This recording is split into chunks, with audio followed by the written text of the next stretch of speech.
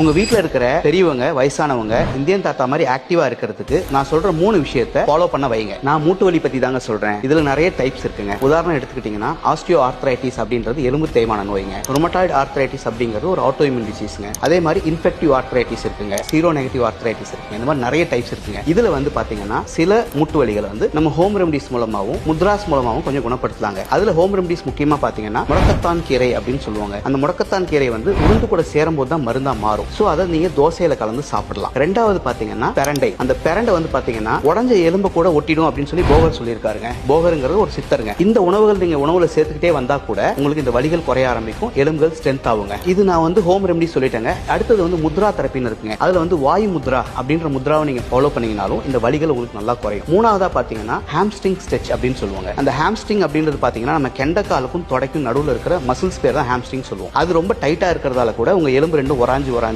உங்களுக்கு வலி ஏற்படுறதுக்கு சான்சஸ் நிறைய இருக்கு. சோ நீங்க அந்த ஹாம்ஸ்ட்ரிங் ஸ்ட்ரெச் ரெகுலரா பண்ணீங்கன்னாவே இந்த வலிகள் குறையறதுக்கு வாய்ப்பு இருக்குங்க.